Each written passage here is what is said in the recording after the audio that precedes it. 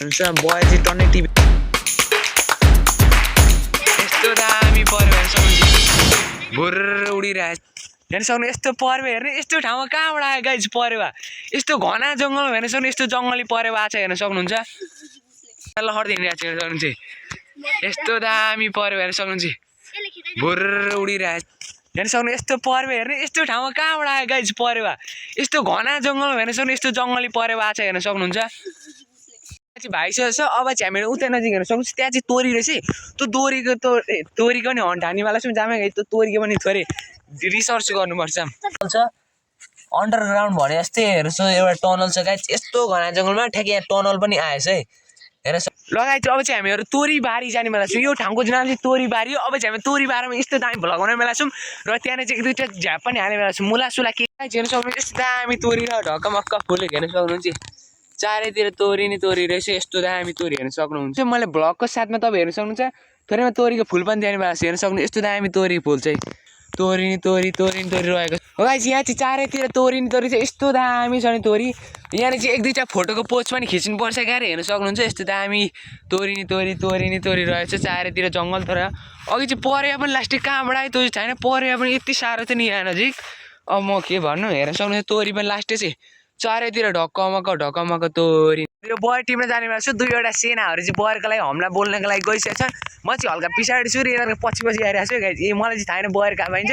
यिनीहरूले देखाइरहेको चाहिँ कहाँ चाहिँ बयर छ भन्नेहरू गाइज क्यामेराम्यान भन्ने हुनुहुन्छ अब चाहिँ हामीले अझै भित्र जाँदैछ हेर्नुहुन्छ यस्तो दामी उता चाहिँ अहिले मैले तोरी देखाएको थिएँ यो साइड चाहिँ परेवा उडेको थियो यस्तो घना जङ्गल हेर्न सक्नुहुन्छ यहाँ वरिपरि घरको नामो निशान छैन यो चाहिँ डर लाग्दैछ यहाँ नजिक गणेश भगवान पनि पाउन सक्छ यहाँ हेर्छ तोरी छ गाइज एकदम तोरीका तोरी हामीले यसको बनमाएर घारीबाट हामी बयर टिप्न गइरहेको छु एकदम घना छ तपाईँलाई बयर टिपाएको पनि म देखाउने बेला छु गाइज यस्तो दामी घना जङ्गल रहेछ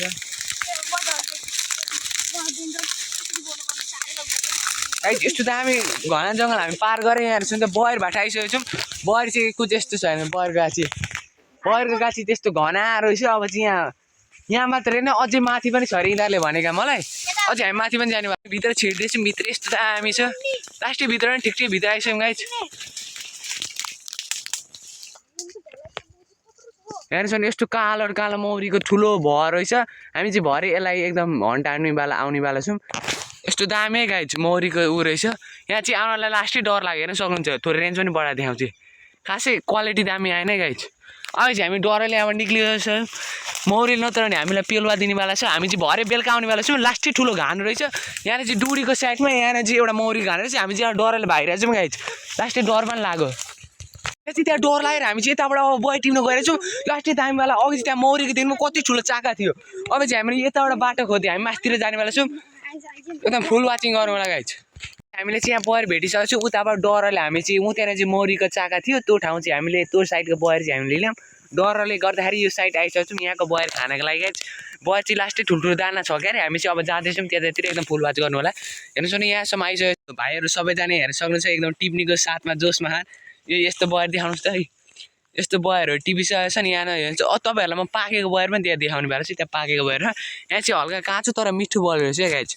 अब चाहिँ टिप्ने बेला छौँ गुलियो टाइपको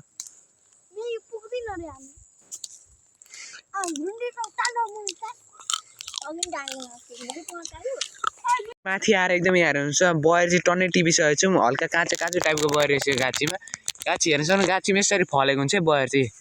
यस्तरी फलेको हुन्छ यहाँनिर चाहिँ टिपिरहेको अरूहरू हेर्न सक्नुहुन्छ यस्तो हुँदैन बयर चाहिँ खाना पनि लास्टै टर्रो पनि हुन्छ मिठो हुन्छ कुनै चाहिँ अमिलो हुन्छ लास्टै दामी नै हुन्छ भनौँ न खाने लास्टै स्वाद आउँछ है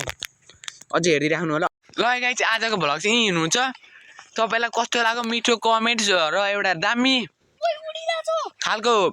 कुराहरू देखाउनुहोस् अब चाहिँ दामी खालको भ्यू मतलब आओस् भ्लगमा भन्दै आजको भ्लग चाहिँ म के भन्छु भन्दाखेरि आजको भ्लग